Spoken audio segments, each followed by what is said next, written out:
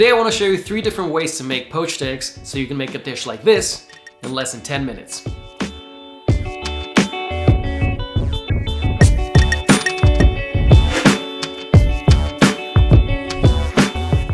Hello and welcome back to cooking. Poached eggs have a reputation of being fancy and elaborate, but it's actually super simple to make. Basically, making poached eggs is just sliding eggs into hot water and waiting for 4 minutes. The rest is just tips on how to make it easier and prettier. By the end of this video, my hope is that you have no fear of trying poached eggs. Before we jump into the kitchen, just a quick note on eggs. There are 2 types of egg white in an egg, the thin egg white and the thick egg white. Basically, the fresher the egg, the more thick egg white you have, and the prettier the egg looks when poached. So when poaching eggs, try to buy the freshest eggs possible. If you want to know why this is, stick around to the end of the video and then we can both geek out about the biology of the egg. Now let's jump into the kitchen. So the first method I want to show you is the one I learned in culinary school. This method is great for making lots of eggs, which is why restaurants usually use this method. All you need is a large pot of water, a slotted spoon, eggs, salt, and vinegar. I'm also going to use a smaller pot with hot water to rinse the eggs and keep them warm. The water in this pot is at around 60 degrees Celsius. This is important because it keeps the eggs warm while keeping the egg yolk liquid. So in this big pot, I have about 5 liters of water, 40 milliliters of vinegar, and 60 grams of salt. All you need to do is bring the water to a boil and then reduce to a minimum heat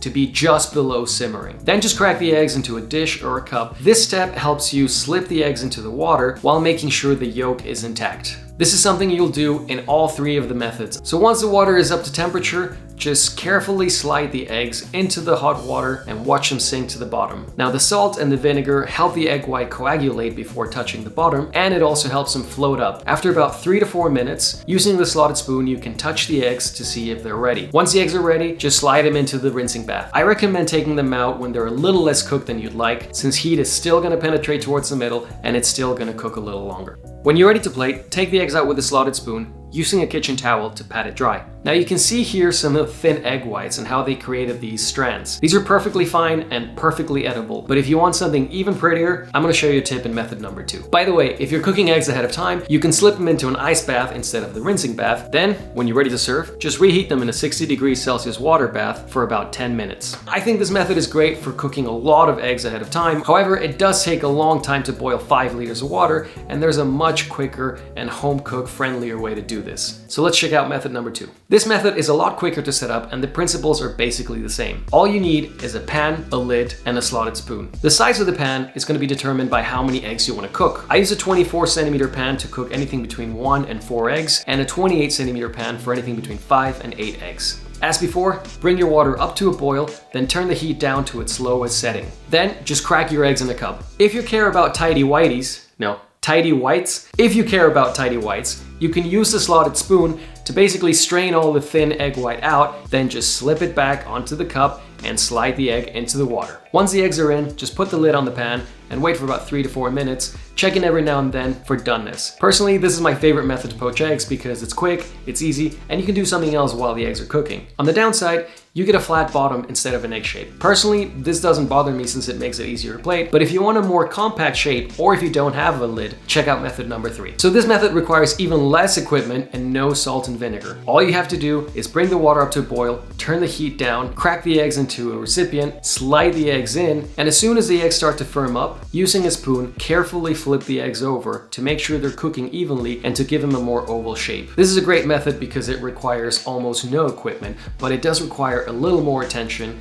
and a little more care. Now that you're a pro egg poacher with tidy whities, let's make a dish. Preheat a pan with olive oil to roast the sourdough bread. This step is optional, but it does make the bread crispier, easier to cut, and it tastes better. Then prep your egg poaching equipment based on your favorite method, and once the sourdough is ready, put it on a plate and slide the eggs in. While the eggs are cooking, top the sourdough bread with some avocado and drizzle some olive oil, salt, and pepper. Then take the eggs out, carefully place them on the bread, and sprinkle some salt on top. I also like to sprinkle some chili flakes, chili powder, or some chipotle salsa. For an extra flavor cake that looks amazing, top it with some spicy pickled red onions. I'll be posting a video on how to make these, so make sure you click subscribe to stay up to date on our videos.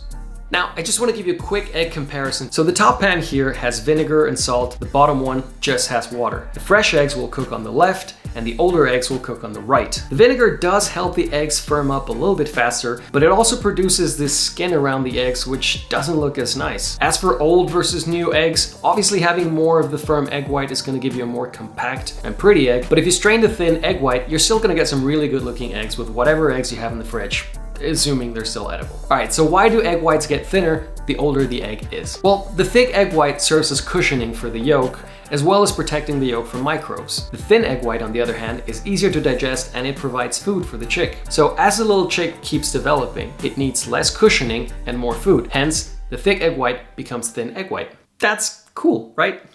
I mean, I think that's really cool. So that's it for this video. I really hope it gets you to try poached eggs. As I mentioned, it's just slipping eggs into hot water, so you have nothing to fear. Let me know in the comments below which of the 3 methods is your favorite, and let me know what your favorite dish is using poached eggs. One of my favorite dishes is a bowl topped with a poached egg. If you haven't seen our bowls video, click on this link to check it out. Thanks again for watching. See you on the next one.